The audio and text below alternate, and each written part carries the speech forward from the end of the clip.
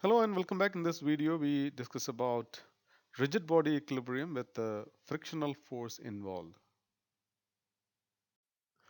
Consider a block resting on a surface with the friction as shown in figure, which is pulled by a force F. The weight of the block is acting in the downward direction.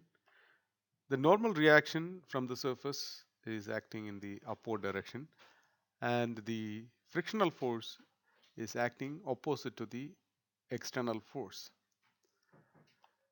Now, the law of friction states that you already know this in your physics class that the frictional force is proportional to the normal reaction.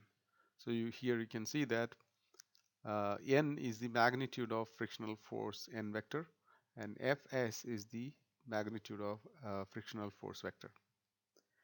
So since Fs is proportional to n, we can say that Fs is equal to mu s times n, and mu s is called coefficient of static friction.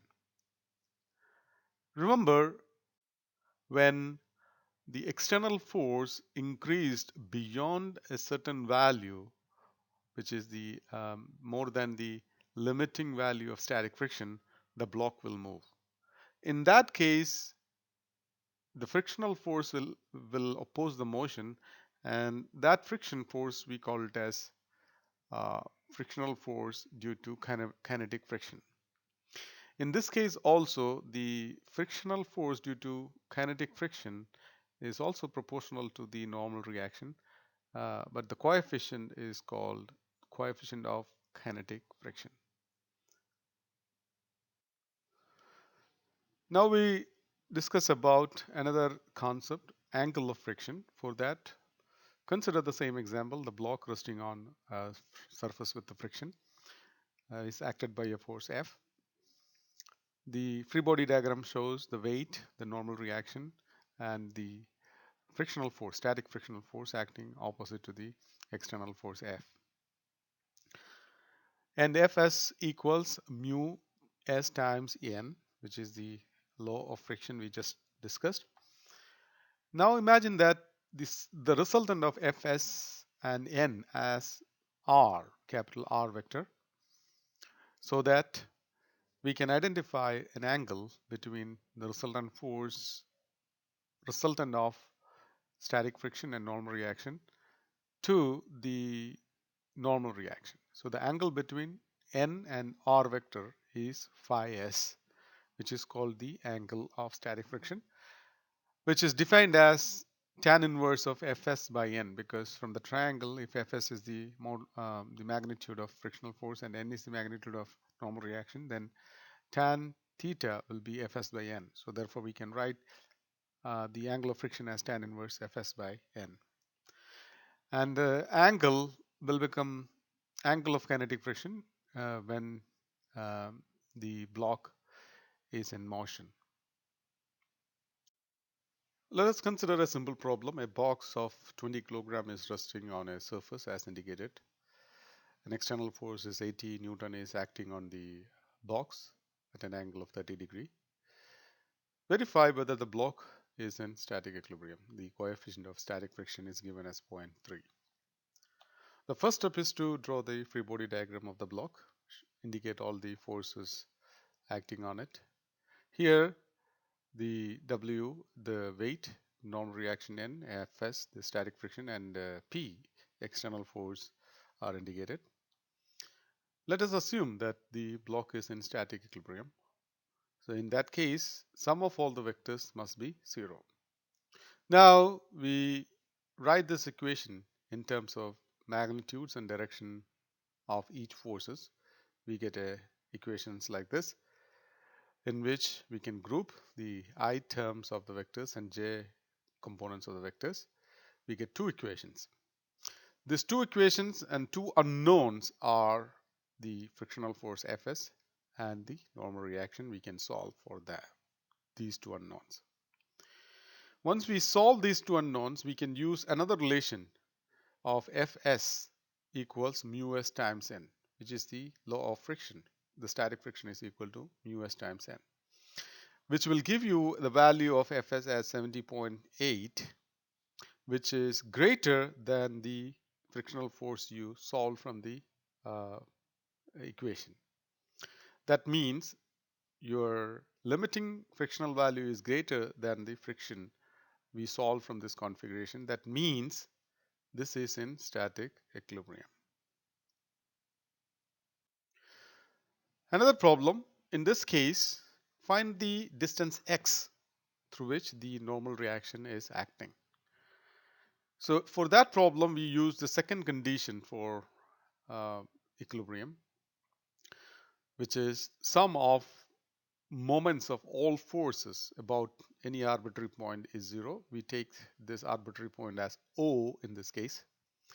So the moment of all the forces about O is, since the Fs and the W are passing through O, the moment of Fs and W will be 0 about O, and remaining P and N, the moment of P and N will be considered. So now the position vector of P, point of application of P with respect to O, is R vector. So the moment of P about O is R cross P, and the position of N from O is X vector. So the moment of this normal reaction is X cross N. So when you write this as the the the the position vector of point of application can be written as minus 4.4 in the I direction and plus zero point 0.2 in the J direction. So that is this R. And the external force P can be written in terms of its component cos 30 in the I direction and minus sine 30 in the J direction.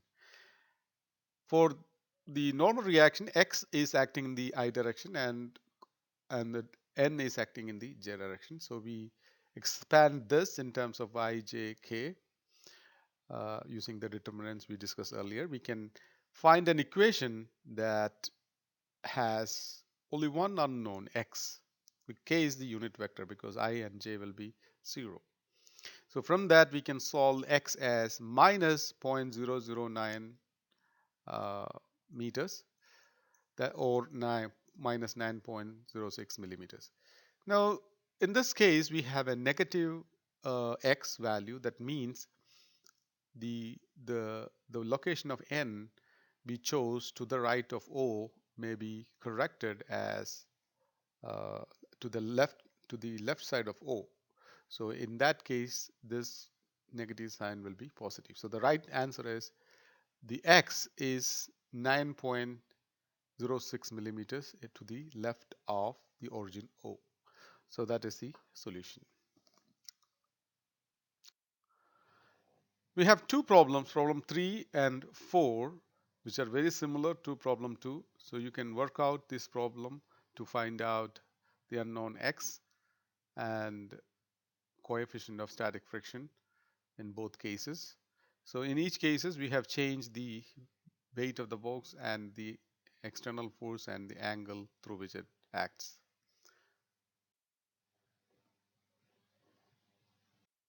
Problem 5 is about a ladder. A ladder of 10 kilogram is resting against a smooth wall as indicated. The coefficient of friction between the ladder and ground is 0.3, and determine the angle theta if the ladder is about to slip. So in this problem, first we will draw the free body diagram and indicate all the forces acting on it. So in this case, FB is the normal reaction at B and NA is the normal reaction at A. FA is the frictional force acting opposite direction because it's about to slip. So the direction of FF should be in the I direction. And W is acting on the ladder at the center of gravity of the ladder, which is 2 meters from A. So if you use the condition for static equilibrium, sum of all this force must be 0. So we write this equation as in terms of magnitude and directions. Then we can solve some of the unknowns. So we group I terms and J terms, from which we can see that FB will be equal to FA, and from the coefficient of J equal to 0 means the normal reaction at A is equal to W. Since W is given, we can find Na as 98 Newton. So since we solved Na, we can use the law of static friction equation, Fa equals mu times Na, and in mu is given, we can find the Fb force from this relation. So since Fb is solved, we can see that Fb will be equal to Fa, so which is the frictional force at A. Now,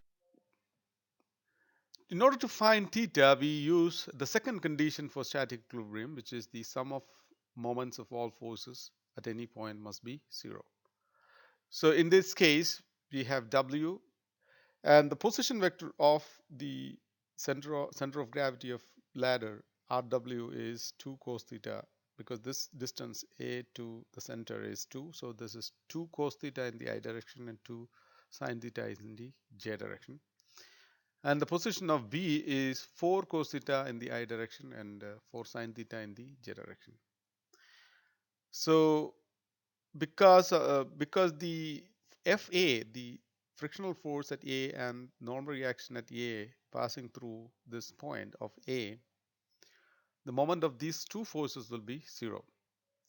So we have to consider only W, the moment of W and moment of Fb in this case. So we substitute the position vectors in both cases. We get another equation as this. So this will have only one unknown, which is theta, and Fb we already solved earlier, so that is 29.4. From this only one unknown, we can find that tan theta, the equation will reduce us to a simple equation, tan theta equals 1.6. So using simple algebra, from which we can see that the angle is 59 degree.